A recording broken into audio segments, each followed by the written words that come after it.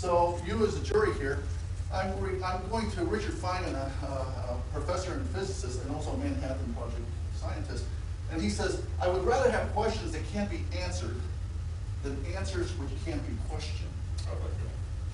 So I'm going to propose two theories here. We're going to discuss the first one that we'll hear, and it is, the first theory addresses the unanswered question made our first pen September 2nd, 1946. Her handwriting here, who is John Galt? The one that's addressed later is the working theory for a later presentation. If he is John Galt and he had a unique piece of equipment, what happened to it? That's part two. It's up to each of you to weigh my evidence and conclude if my theory is feasible or flawed. Before I present my first theory, the evidence to support it, the Manhattan Project scientist and professor Dr. Freeman will remind us the rules of theory. Now I'm going to discuss how we would look for a new law. In general, we look for a new law by the following process. First, we guess it. Then we that's really true. Then we compute the consequences of the guess to see what, if this is right, if this law that we guess is right, we see what it would imply, and then we compare those computation results to nature, or we say compare to experiment or experience, compare directly with observation to see if it works. If it disagrees with experiment, it's wrong. In that simple statement is the key to science. It doesn't make a difference how beautiful your guess is, it doesn't make a difference how smart you are who made the guess, or what his name is. If it disagrees with experiment, it's wrong. That's all there is to it. And so we'll continue from that. So let's get to the theory.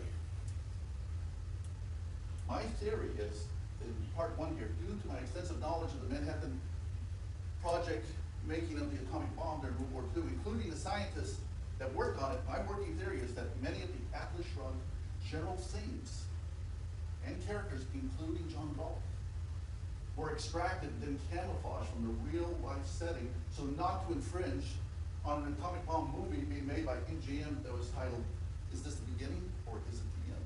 Because Ayn Rand was halfway through a screenplay. Well, we'll get into that a little bit. So if my theory is determined to be flawed, the Manhattan Project scientists who came up with the concept of light water nuclear reactor in 43, the thorium reactor, the molten salt reactor around 48, if my theory is not flawed, then I think I know who John Galt is. And by the end of this trial, we'll see if there's any agreement within the group. Now, I want to mention, many people for 58 years have been asking since those first 4 words, who is John Galt? Many people have passed the Ayn Rand road, which is looking at a fictional scenario. I came from a different path.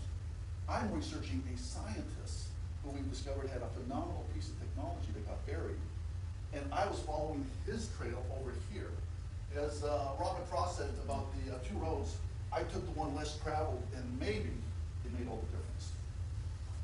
Because as I'm researching this gentleman, I'm finding out in the archives, to my surprise, that there's a video on him when he was 69 years old before he passes in another 10 years. Someone wanted a video of his life. And I found it on the computer, and I'm watching it after just watching an Ayn Rand in her own words, and started noticing similarities. And he starts when he's about 12 in Chicago, and it goes on from there, where his father was good at, he was a mechanic, mechanically minded. He went to college at 16, broke, majored in physics, and they started a new program at the University of Chicago where all the engineers had to take philosophy as a major too. All these things that Ayn Rand, so it keeps me thinking, okay, here's where I postulated my theory on. So I'm starting to wonder, is there a non-fictional side to Atlas Shrugged? Theory is proclaimed, recognizing I initially knew very little about Ayn Rand, I began an in-depth research to discover the following. Well, she wasn't a physicist, she was a historian.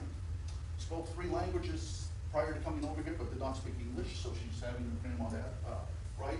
So, in her own words, I'm finding out, well, that's a black dot against my theory. Upon entering the U.S., Alicia Rosenbaum spent 6 months in Chicago with her cousins, typing into Jewish neighborhood, Hyde Park Boulevard.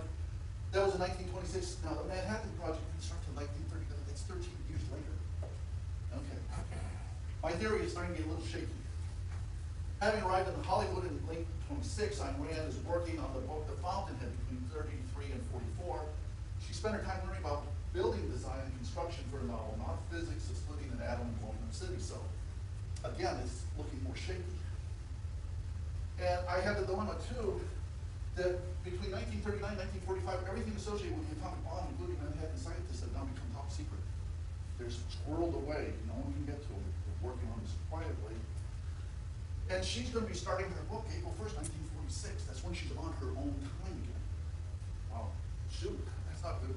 That means I only have a window left of 9 months.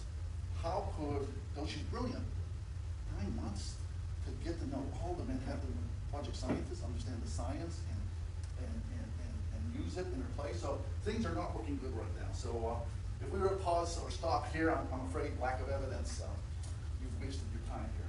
Yes? Just during that 9-month period, she was reportedly writing a screenplay. And we get into that. Because the theory is not very promising at this point, but is it time to thrash the theory? And fortunately, I started looking over that 9-month period. And I went to